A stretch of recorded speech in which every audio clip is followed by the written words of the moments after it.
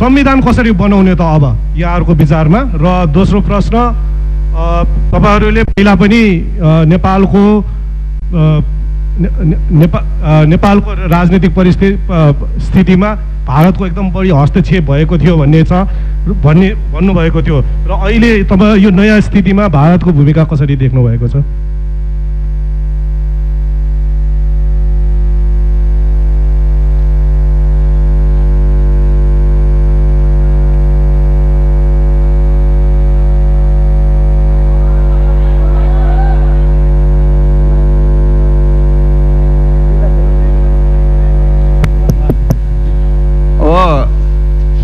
संविधान कसरी बनाउने भन्ने खालको कुरा हो। हेर्नुहोस्, अब यसमा कुरा के हो भन्नुहुन्छ भने, अब एउटा कुरा त के हो भने संविधान निर्माण गर्ने प्रक्रियामा 7 सालदेखि अहिलेसम्म उठ्यो यो विषय, बीचमा आयो र यो तरिकाले हेर्नुहोस् है, यी सामन्त, नोकरशाह र दलाल पुँजीपति वर्गका प्रतिनिधिहरूसँग सँगसँगै बसेर रात दिन झगडा गरेर जनताको संविधान बन्न सक्दैन। पहिलो कुरा त्यही हो भनेर भन्नुहोस्, पहिलो कुरा त्यही हो।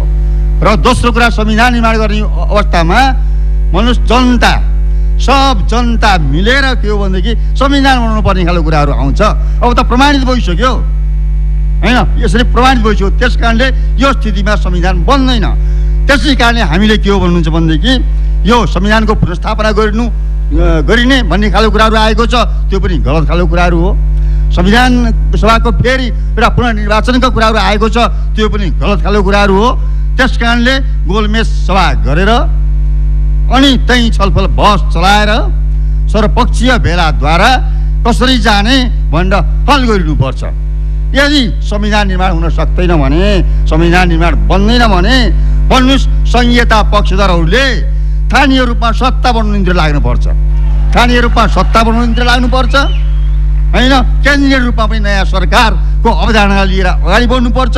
जनताको पक्षमा सरकार नभइकन संविधान भन्ने खालको कुरा वाहियात कुराहरू हो भन्नुहोस्, यसमा हामी पट्ट छौँ भनेर भन्नुहोस्। नमस्कार, मेरो नाम प्रतीक लामिछाने, म इमेज टेलिभिजनबाट। सबै भन्न दिनुहोस् है।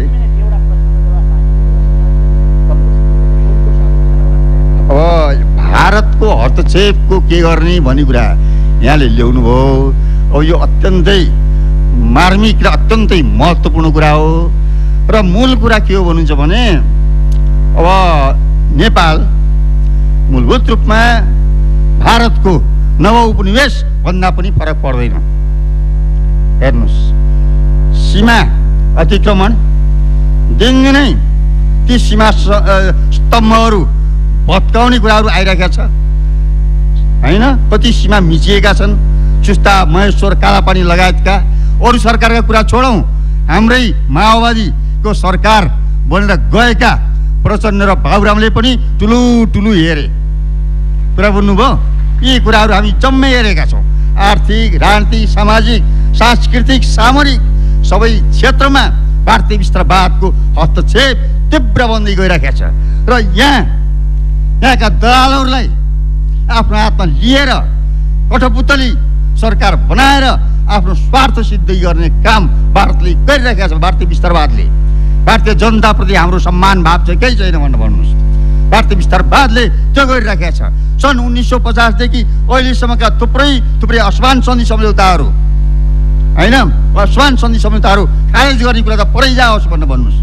उल्टै हामीले सङ्घर्ष गर्दै आएका होइन, उपल्लो कर्णाली, अरुण तेस्रो लगायतका यी विषयहरूमा पनि फेरि ल्याप्चे लगाउने कुराहरू भइरहेका छ।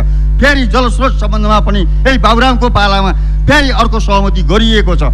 त्यस कारणले कुरा के हो भने यी सबैमा हामीले यी सबैको खारेज गर्नुपर्छ भन्दै आएका छौँ र भारतीय हस्तक्षेप तीव्र बन्दै आइरहेका छ।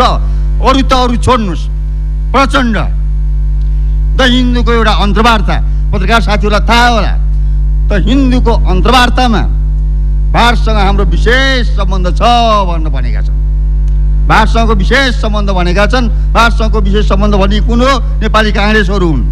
अब प्रचण्डबाट नेपाली काङ्ग्रेसको अनुसरण गर्ने खालको कामहरू भइरहेको छ। त्यस कारण यी सबैको हामीले दृढतापूर्वक हामीले विरोध गर्छौँ र हामीले के चाहन्छौँ भने अहिलेको 21औं शताब्दीमा नेपाली जनताको हक हित र भारतीय जनताको हक हित दुवै देशका जनताको हक हितमाथि ध्यान दिँदै नयाँ पारस्परिक सम्मानका आधारबाट नयाँ सन्धि सम्झौता गर्नुपर्छ र भारतीय हस्तक्षेप बन्द हुनुपर्छ भनेर हामीले भनेका छौँ भनेर भन्नुहोस्।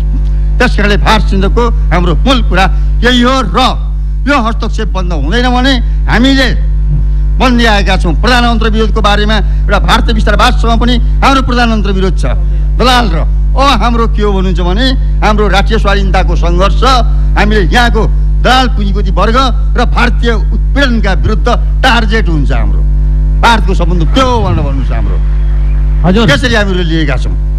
अनि अब रह्यो बाँकी लास्ट कुरा यहाँले सोधेको कम्पोसाको कुरा। कम्पोसाको कुरा के हो भने त्यो ठुलो हाउबुजी होइन।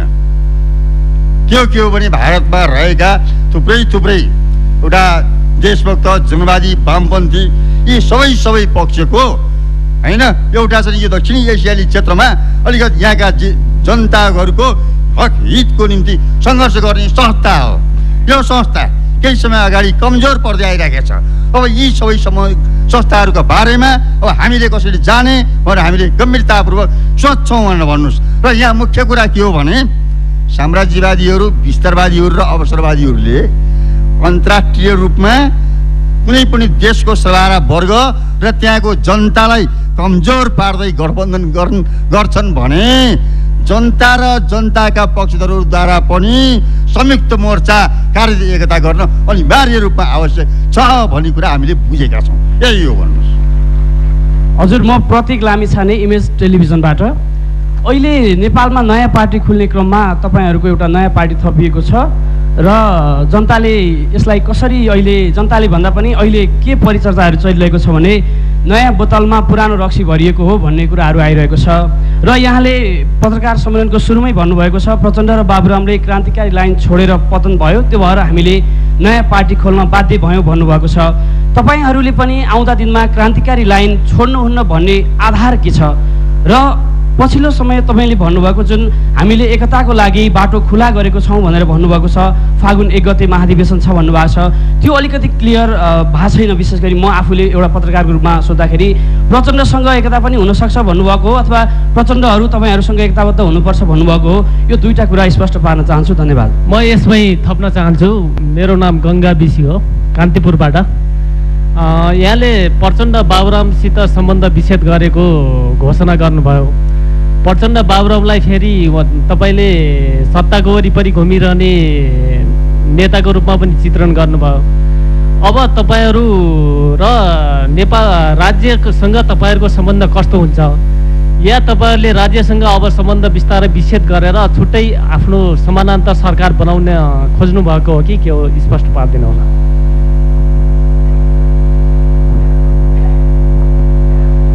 अब पत्रकार मित्रहरू यो नयाँ पार्टीलाई अब पुरानै रक्सीको नयाँ बोतल भनेर उहाँले भन्नुभयो। अब अलिकता हाम्रा निर्णयहरूप्रति अलिकता ध्यान दिने गर्नुहोस् भन्ने मेरो अनुरोध। त्यत्तिकै कुरा नगर्नुहोस्, हाम्रा निर्णयहरू सबै बुझ्नुहोस्। अनि त्यहाँबाट के हो भनेदेखि अब नयाँ बोतलमा चाहिँ पुरानो रक्सी हो कि अब नयाँ रक्सी हो भन्ने कुरा बुझ्नुहोस्। यसको निम्ति मैले विशेष अनुरोध। यहाँ शब्द अलि दुरुपयोग पर्यो, रक्सीको कुरा आयो। रक्सी भन्दा पनि नयाँ सार तत्त्व के हो भनेर बुझ्नु पर्यो। त्यो बुझ्न म अनुरोध गर्छु होइन। हामी त्यत्तिकै एउटा सम्बन्ध विच्छेद गरे होइनौँ। सम्बन्ध विच्छेद गर्नुको औचित्य पुष्टि धेरै हुन्छ र अहिले लास्ट मैले भारतीय विस्तारवादी हस्तक्षेपको बारेमा धेरै कुराहरू गरेँ होइन।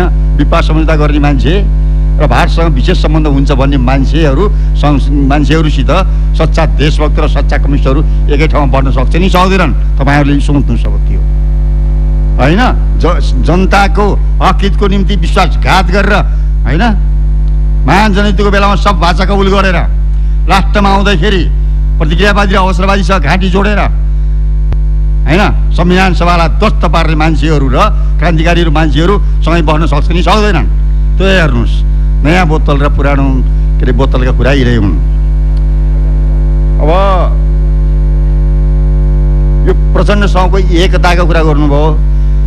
प्रचण्डसँगको एकता यही अवस्थामा हुँदैन, कुनै पनि हालतमा हुँदैन। कुनै मान्छे बदलिएर आउँछ भने होइन, बदलिएर रूपान्तरित भएर आउँछ भने हामीले ढोका ओपन गरेका छौँ। मूल कुरा त्यो हो। प्रचण्डसित हामी जाँदैनौँ, प्रचण्ड हामीसित आउनुपर्छ एकता गर्नुको लागि। मूल कुरा त्यही हो भनेर भन्नुहोस्। अब राज्यसँगको सम्बन्ध विच्छेदका कुरा गर्नुभयो। राज्यसँगको सम्बन्ध विच्छेदको कुरामा एउटा मार्क्सवादको कह पढ्ने मान्छेलाई पनि के थाहा हुन्छ भन्नुहुन्छ भने कम्युनिस्टहरूले पुरानो राज्य सत्तालाई ध्वस्त पारेर नयाँ राज्य सत्ता बनाउन चाहन्छन् भन्ने कुरा बुझ्नु पर्यो होइन। हामीले जनयुद्ध सुरु गरेको, समाजवाद ल्याउने भनेको, साम्यवादमा पुग्ने भनेको के हो भने पुरानो राज्य सत्तालाई ध्वस्त गरेर नयाँ राज्य सत्ता ल्याउने भने हो। त्यो मात्रै होइन, हामीले फेरि राज्य सत्ताको पनि विलोपीकरण गरेर एउटा राज्यविहीन, वर्गविहीन, शोषण, उत्पीडन, दमनविहीन नयाँ संसार, नयाँ मानवतावादको स्थापना गर्ने मात्र भनेको हो। हामी धेरै टाढा हेरेर हामीले राजनीति गरिराखेका छौँ होइन। यहाँका सत्ताधारी पार्टी जस्तै सत्तामा टाँसिए जुगा टाँसिए गर्ने पक्षमा हामी छैनौँ भनेर भन्नुहोस्। हामीले नयाँ राज्य सत्ताको निर्माणको निम्ति हामी सङ्घर्ष गरेर जाने हो। हाम्रो लक्ष्य मूल त्यही हो। तर तात्कालिक अवस्थामा हामी के गर्छौँ भन्ने खालको कुराहरू हो। तात्कालिक अवस्थामा हामीले के हो भनेदेखि राज्यसँग, कानुनसँग, यी सबै विषयवस्तुसँग देश र जनताको हक हितको निम्ति के कति काम गर्न सकिन्छ भन्ने बारेमा पनि हामी सोध्छौँ भनेर भन्नुहोस्। हरेक भन्नुहोस्, संसदको उपयोग, चुनावको उपयोग सर्वहारावादीहरूले गरेकै छन् भनेर भन्नुहोस् होइन। विशेष स्थितिमा चुनावका उपयोगका कुराहरू गरेकै छन् होइन। सुँगुरको खोरभित्र पस्नु हो भनेर संसदको बारेमा, संसदको बातको बारेमा भन्दै मार्क्सहरूले भन्दै त्यहाँ चाहिँ निश्चित अवस्थामा उपयोग पनि गर्नुपर्छ, बहिष्कार पनि गर्नुपर्छ भन्ने मार्क्सवादको एउटा सर्वसम्मत मान्यता छ। हामी यी सबै मान्यताभन्दा पृथक रहेर जाने कुराहरू भएन। कहाँ के गर्नुपर्छ भन्ने कुरा हामीले ठोस परिस्थितिको ठोस विश्लेषण गरेर हामीले नीति निर्धारण गर्छौँ। यही हो भन्नुहोस्।